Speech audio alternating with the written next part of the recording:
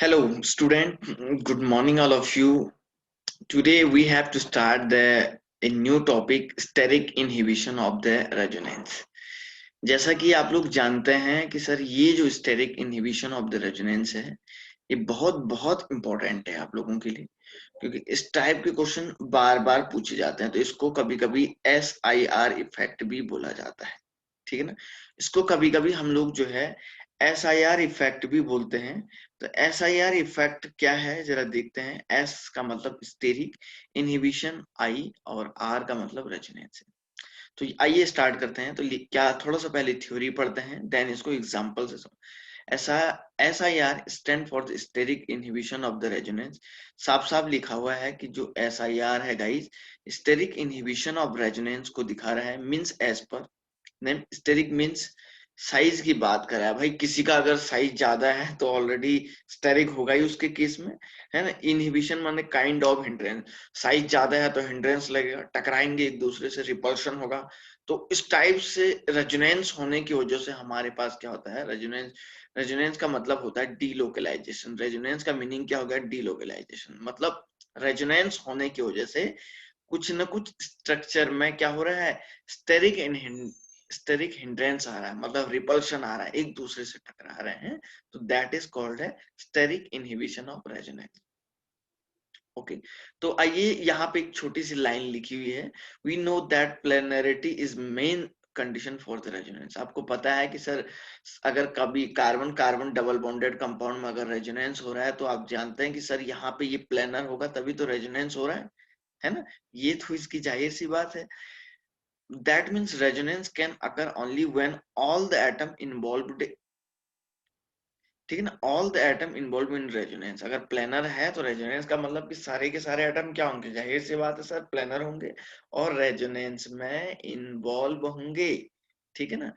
Okay, so guys होता क्या है कि रेजोनेंस की वजह से ही क्या होता है, कंपाउंड अपनी प्लेनरिटी को लॉस कर देता है। अपनी प्लेनरिटी को लॉस करता है, destroy the planarity of the molecule लिखा हुआ है, विल रिस्ट्रिक्ट और इनहिबिट द रेजोनेंस। और इस टाइप के मतलब रेजोनेंस होने की वजह से ही कंपाउंड क्या करता है, अपनी प्लेनरिटी को लॉस कर देता है।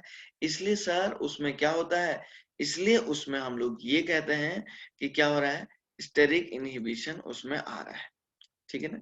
ओके, थोड़ा सा आगे और बढ़ते हैं हम लोग, ठीक है। चलिए, तो आइए गाइस हमारे पास जो है एक एग्जांपल्स के तौर पे हम इसको समझने की कोशिश करते हैं, ठीक है ना। इसको समझने की कोशिश करते हैं, आइए। SIR effect find immense use in explaining stability of carbocation, acidity और basicity of organic।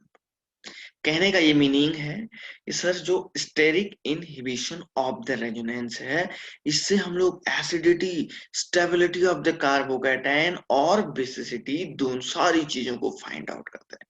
तो कहीं ना कहीं एक बात ध्यान रखिएगा कि सर कहीं ना कहीं ये स्टेरिक इनहिबिशन ऑफ रेजोनेंस बहुत इंपॉर्टेंट है। आइए एक एग्जांपल से चेक करते हैं। देखिए यहाँ पे लिखा, ortho substituted benzoic acid is the more acidic then Meta और पैरा सब्स्टिट्यूटेड बेंजोइक एसिड। मतलब कहने का मीनिंग ये है, ऑर्थो सब्स्टिट्यूटेड का मतलब क्या हो गया, देखिए मतलब ये आपका क्या है, ये आपका सर बेंजोइक एसिड है और इसके ऑर्थो पोजीशन पे कोई ग्रुप लगा हुआ है, this is called ortho substituted benzoic acid, है ना। ये कह रहा है मोर एसिडिक है कंपैरिजन टू किसके, इधर देखिए, कंपैरिजन टू सर आपका अगर ये ऐसे, ये आपका जो है जी यहाँ पे लगा, दिस इज द मेटा, और एक और लगा दीजिएगा तो सर ये क्या हो जाएगा आपका, सर ये आपका क्या हो जाएगा, पैरा हो जाएगा। तो इनके कंपैरिजन में, इन दोनों के कंपैरिजन में ये कह रहा है ये वाला ज्यादा क्या है, एसिडिक है, ठीक है ना। लिखा हुआ है इसने, ठीक है ना, कि ऑर्थो यहाँ पे लिखा हुआ है, पूरी लाइन टू लाइन मैंने एज ए नोट्स आप लोगों को दे दिए, ठीक है ना गाइस। नोट्स का जो लिंक है, पीडीएफ का जो लिंक है, मैं आप लोगों को ग्रुप में शेयर कर दूंगा, जिससे आप लोग बढ़िया से पढ़ सकते हैं। When a group present at the ortho position, यहाँ पे क्या लिखा है, when a group present in the ortho position with respect to the carboxylic group creates steric strand resulting in the rotation of the carboxylic group and shifting out the plane of benzene। क्या है देखिए, वो कह रहा है अगर कोई भी group benzene ring carboxylic acid के ऑर्थो पोजीशन पे है, ठीक है ना। तो वहां पे क्या होता है, स्टेरिक स्ट्रेन को बनाता है और जिससे कार्बोक्सिलिक एसिड का रोटेशन हो जाता है और कार्बोक्सिलिक एसिड वाला जो ग्रुप है वो प्लेन के उधर साइड को शिफ्ट हो जाता है, ठीक है ना। Thereby the acidity of carboxylic acid delocalization, acidity भी बढ़ जाता है, चार्ज का सेपरेशन भी बढ़ जाता है और स्टेबिलिटी सारा बढ़ जाता है। तो इस टाइप के इफेक्ट को कभी कभी हम लोग क्या नाम देते हैं, ऑर्थो इफेक्ट भी नाम देते हैं। आइए बच्चों, इसने लिखा क्या है इस थ्योरी में थोड़ा सा हम लोग देख लेते हैं, ठीक है ना। आइए इस थ्योरी में हम लोग कुछ बातों को देख लेते हैं और फिर समझने की कोशिश करते हैं। तो आइए क्या लिखा हुआ है, कहने का ये मीनिंग है कि सर कार्बोक्सिलिक एसिड कब एसिडिक होगा। आप जरा ध्यान से देखिए, आप जरा ध्यान से देखिए कि कार्बोक्सिलिक एसिड का एसिड होने का रीजन कब आपके पास आएगा, ठीक है ना, उसके बारे में हम लोग थोड़ा सा जानते हैं। देखिए, सपोज आपके पास ये कोई कार्बोक्सिलिक एसिड वाला ग्रुप है, ठीक है ना। अब आप देखिए, अगर मैं इसको हीट करता हूं, अगर यहां से देखिए ये वाला ग्रुप यहां से टूट जाता है तो यहां से ये क्या देगा, ओ नेगेटिव और प्लस एच प्लस है। जितनी तेजी से ये वाला ग्रुप एसिड आयन को देगा, जितनी तेजी से ये वाला ग्रुप एसिड को देगा, मतलब एच प्लस आयन को देगा, तो इसकी एसिडिटी उतनी ही ज्यादा होगी।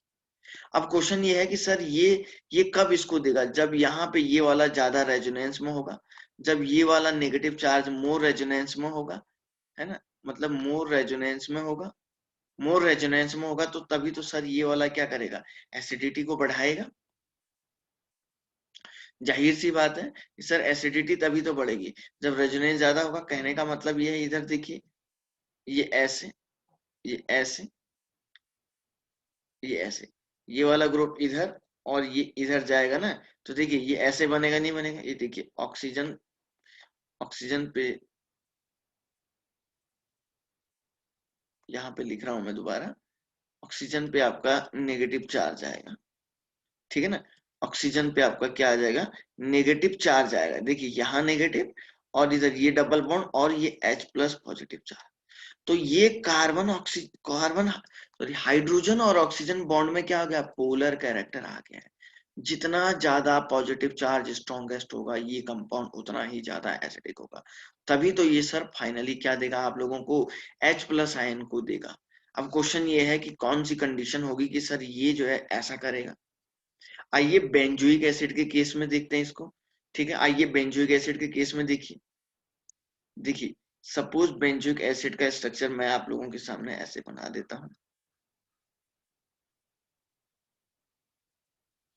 ठीक है ना। अब देखिए ये इधर और ये इसको इधर डोनेट करेगा, तो देखिए ये क्या बना रहा है,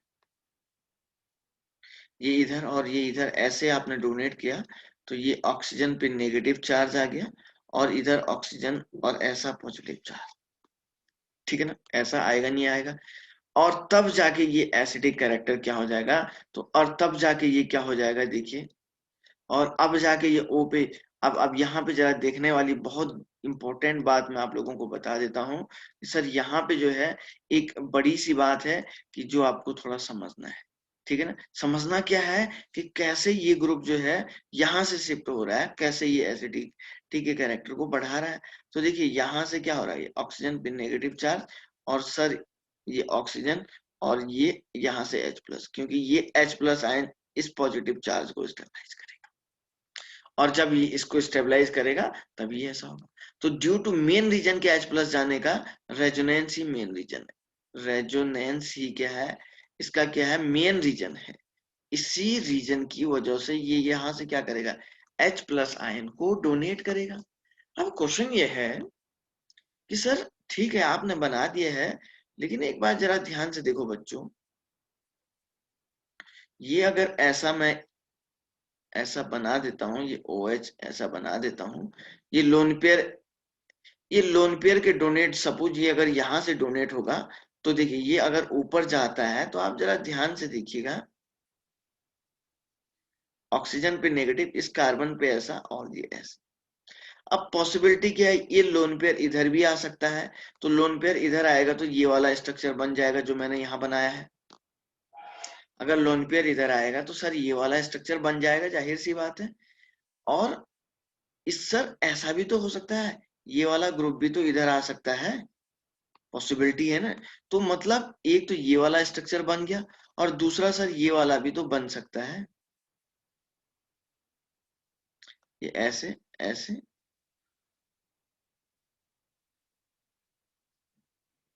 अब एसिडिटी क्या होगी, कम हो जाएगी, क्योंकि सर जब लोन पेयर आएगा तभी तो एसिडिटी बढ़ेगी। अब यहाँ पे ये क्या बन गया, एक एबनॉर्मल स्ट्रक्चर, एक क्या बन गया, ये एबनॉर्मल स्ट्रक्चर बन गया। इस एबनॉर्मल स्ट्रक्चर के बनने की वजह से सिस्टम की जो पोटेंशियल एनर्जी है, मैं यहाँ पे लिख देता हूँ, जो पोटेंशियल एनर्जी है वो क्या हो जाती है, इंक्रीज हो जाती है। और इंक्रीज होने से स्टेबिलिटी क्या हो जाती है, डिक्रीज हो जाती है। आप तो जानते हैं कि सर केमिस्ट्री में एक ही नारा चलता है, स्टेबिलिटी ज्यादा एनर्जी कम, एनर्जी ज्यादा स्टेबिलिटी कम। तो सर अब ये तो पूरा अनस्टेबल हो गया, ये तो बड़ी दिक्कत होगी। अब ये तो क्या हो गई है, बहुत बड़ी दिक्कत होगी, ठीक है ना। तो आइए, तो ये तो इस एबनॉर्मल स्ट्रक्चर के बनने की वजह से हमें जो है एक ऑर्थो पोजीशन पे एक ग्रुप जैसे ही लगाएंगे तो वहां पे एक स्टेरिक हिंड्रेंस जो है जनरेट हो जाता है, और उसकी वजह से सिस्टम में स्टेबिलिटी बढ़ जाती है। तो आइए देखते हैं ऐसे स्ट्रक्चर को, ठीक है ना। तो ऐसे स्ट्रक्चर को देखने से पहले, तो आइए सबसे पहले हम लोग क्या करते हैं, ये स्ट्रक्चर को बना देते हैं। ये ऑक्सीजन और ये OH ग्रुप ऐसे लगा दीजिएगा। सपोज मैंने ये G ग्रुप लगा दिया है, ये G ग्रुप ऐसे लगा दिया है, ठीक है ना। तो होता क्या है, ये G ग्रुप क्या करता है, अभी ये कार्बोक्सिलिक एसिड क्या है, ऊपर लिखा हुआ है प्लेनरिटी है, प्लेन में है। अभी ये क्या है, प्लेन में है। अभी ये कार्बोक्सिलिक ग्रुप क्या है, प्लेन में है। तो ये G ग्रुप क्या करता है, इन दोनों के बीच में क्या करता है, एक रिपल्शन जनरेट कर देता है। और रिपल्शन जैसे ही जनरेट करता है, इंक्रीज में लिख देता हूं, जैसे ये वाला रिपल्शन यहां से ये जनरेट करेगा, इस रिपल्शन को सर जैसे ये यहां से जनरेट करेगा, ये COH ग्रुप, ये एसिड ग्रुप क्या हो जाता है, गोज टू नॉन प्लेनर। या ऐसा लिख देता हूं, ये जो ग्रुप है लॉस करता है अपनी प्लेनरिटी को, ठीक है ना। ये जो है अपनी प्लेनरिटी को क्या कर देता है, लॉस कर देता है। तो मैं यहाँ पे लिख देता हूं, COH ग्रुप लूज प्लेनरिटी। कहने का मतलब ये है, ऊपर लिखा हुआ है ना थ्योरी में, प्लेनरिटी क्या हो जाती है, लॉस हो जाती है। मतलब ये अब इस प्लेन में है तो यहां से क्या हो जाता है, क्योंकि जी और एसिड दोनों के दोनों ग्रुप जो है एक ही प्लेन में है, और जब एक ही प्लेन में होंगे तो सर जाहिर सी बात है रिपल्शन होगा। जब एक साथ होंगे तो रिपल्शन तो दोनों में होगा। तो उस तरीके से उस कंडीशन में क्या होता है कि जी ग्रुप क्या करता है, इस स्टडी करने के बाद COH ग्रुप को जो है दूसरे साइड में भेज देता है, बेंजीन रिंग से नॉन प्लेनर कर देता है।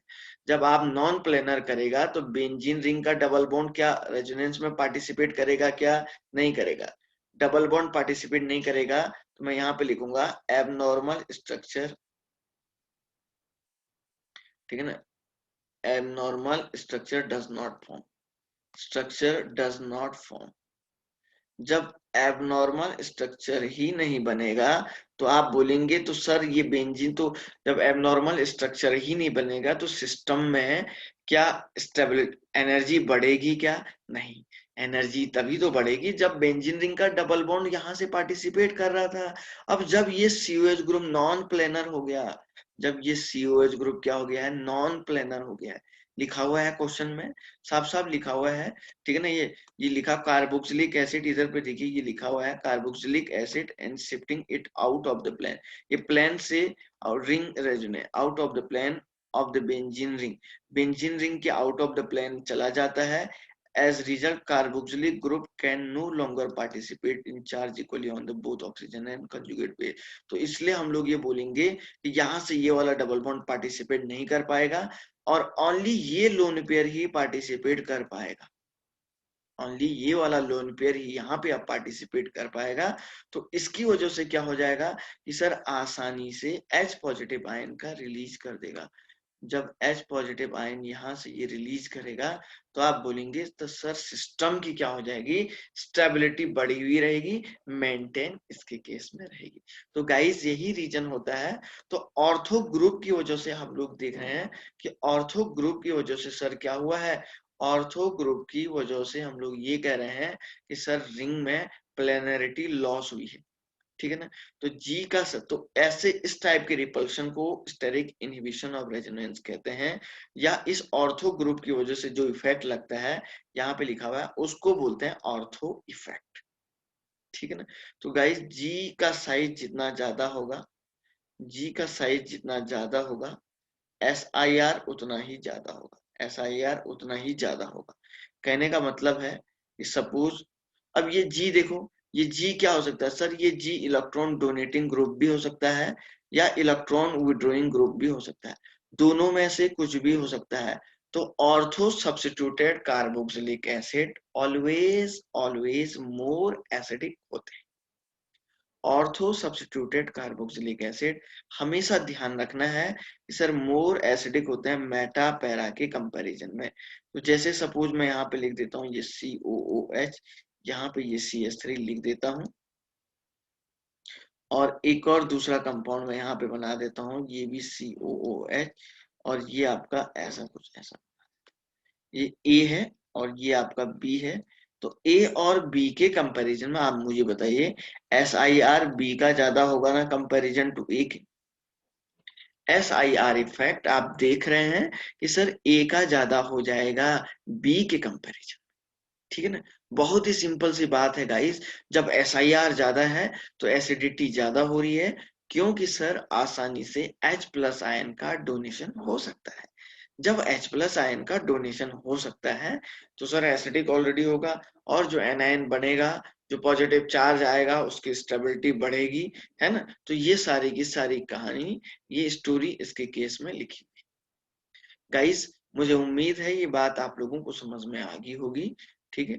और इसके आगे जो भी हम लोग पढ़ेंगे नेक्स्ट लेक्चर, हम लोग नेक्स्ट प्लानिंग जो होगी नेक्स्ट लेक्चर में हम स्टार्ट करेंगे। फिलहाल के लिए स्टूडेंट आप चैनल को सब्सक्राइब जरूर करिएगा। Thank you.